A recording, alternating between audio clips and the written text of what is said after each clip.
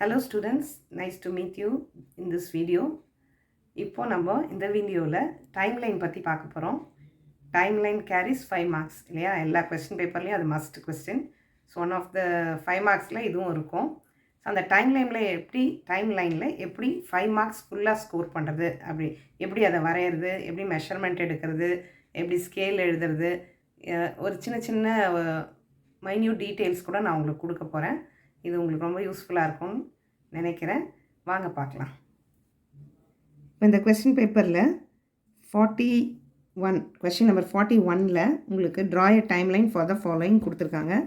Right any 5 important events between 1910 to 1913 கொடுத்துருக்காங்க இல்லையா? இப்படி தான் ஒரு கொஸ்டின் பேப்பரில் இருக்கும். நம்ம இன்றைக்கி நான் வேறு கொஸ்டின் பண்ணுறேன். இதே மாதிரி தான் கொஸ்டின் இருக்கும். நீங்கள் என்ன பண்ணணுன்னா ஃபஸ்ட்டு கொஸ்டின் நம்பர் எழுதிக்கங்க. கொஸ்டின் எழுதணும்னு அவசியம் இல்லை, அதுக்கு பதிலாக டைம்லைன்னு போட்டு என்ன இயர் கொஸ்டினில் கொடுத்துருக்காங்களோ அந்த இயரை நம்ம எழுத போகிறோம். ஸோ இப்போ நம்ம பண்ண போகிறது 1930 to 1950 நம்ம எழுதியாச்சு. அடுத்தது ஸ்கேல் எழுதணும். Scale 1 unit is equal to 5 years. இந்த 5 yearsன்றது நான் எடுக்கிறது தான் எப்பவும் யூஸ்வலாக வருஷக்கணக்காக இப்படி தான் எடுக்கிறேன். புக்கில் உங்களுக்கு 10 yearsன்னு கொடுத்துருக்கோம். அது உங்களுடைய கன்வீனியன்ஸ், நீங்கள் 10 எடுத்தாலும் சரி இல்லை 5 பிரித்தாலும் சரி. ஸோ இன்றைக்கி இதில் நான் 5 பிரிச்சிருக்கேன். இந்த ஒரு டிசைன் போட்டால் அது கொஞ்சம் ப்ராமினெண்ட்டாக தெரியும், அதுக்காக அந்த டிசைன் போட்டிருக்கேன்.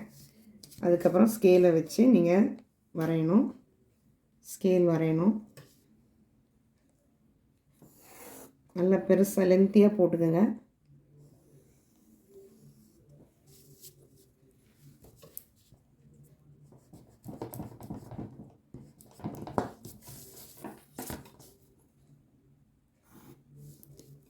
ஃபஸ்ட் ஒன் 1930 ஸ்டார்ட் ஆகுது இல்லையா?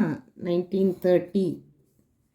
அடுத்தது நல்லா தள்ளி போடுங்க. 31, 32, 33, 34, 35. அடுத்தது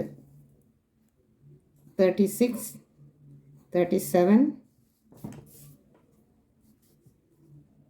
38, 39, 40. நீங்கள் வித்தியாசம் கவனிச்சிங்களா? இந்த 1930 இந்த ஹோல் நம்பராக வர்றது பெருசாக போடணும், 35 வர்றது சின்னதாக போடணும். இதில் 1940 பெருசாக போட்டிருக்கேன். அடுத்தது 41, 42, 43, 44, 45. இந்த 5ன்றது இதில் பாதி தான் வரணும். 1945. அடுத்தது 1950 வரைக்கும் இருக்குது, அதனால் 50 வரைக்கும் வரையணும். 46, 47, 48, 49, 50. ஸோ 50 லென்த்தியாக இருக்கணும். இந்த ஸ்கேலை க்ளோஸ் பண்ணிடணும். இங்கே 1915 எழுதிக்கணும். இனிமேல் நம்ம ஈவெண்ட்ஸ் எழுத ஆரம்பிக்கணும். ஃபஸ்ட்டு ஈவெண்ட் நான் எடுக்க போகிறது சால்ட் சத்தியாகிரகா. இதை ஒரு ஜாயின் பண்ணி ஒரு கோடு போட்டு ஏரோ மார்க் போடணும். இந்த லென்த் கம்மியாக கொடுத்துங்க, ஜாஸ்தி கொடுக்க வேணாம், அப்போ தான் உங்களுக்கு எழுதுறதுக்கு நல்ல இடம் கிடைக்கும். So first one 1930 salt satyagraha.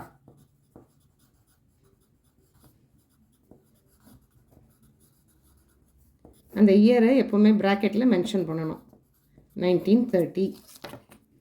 அடுத்த ஈவெண்ட் நான் எடுக்க போகிறது கவர்மெண்ட் ஆஃப் இந்தியா ஆக்ட் 1935. அதுக்கு அடுத்த event 1940 August offer.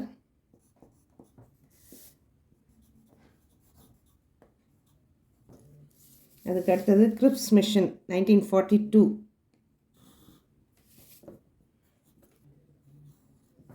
CRIPPS grips mission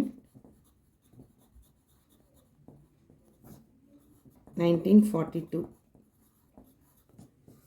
Last event வந்து India got independence. As we all know, it is 1947.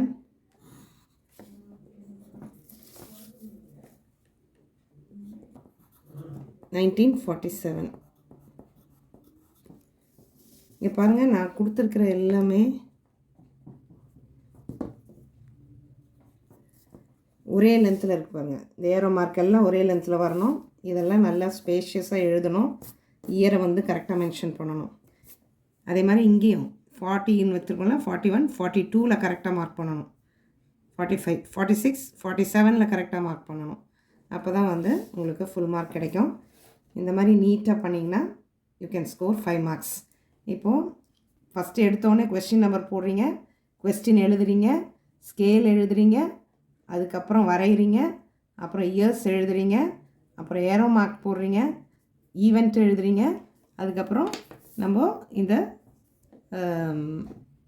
Year போடுறோம். அதே மாதிரி ஒன்றுத்துக்கு ஸ்டெப் பை ஸ்டெப் கரெக்டாக பண்ணணும். எதையும் மறந்துடக்கூடாது. இது எழுதும்போது அதை மறக்கிறது, இல்லை இதை போடாமல் இருக்கிறது, இல்லை ஸ்கேல் எழுதாமல் இருக்கிறது, அப்படிலாம் இருக்கக்கூடாது. கம்ப்ளீட்டாக இந்த மாதிரி செஞ்சுட்டு நீங்கள் இந்த கொஸ்டினை முடிச்சுட்டு ஒரு கோடை போட்டுட்டிங்கன்னா ஸோ அந்த 5 மார்க்ஸ் உங்களுக்கு ஃபுல்லாக கிடச்சிரும். இந்த மாதிரி ப்ராக்டிஸ் பண்ணி கரெக்டாக செய்யுங்க. All the best students.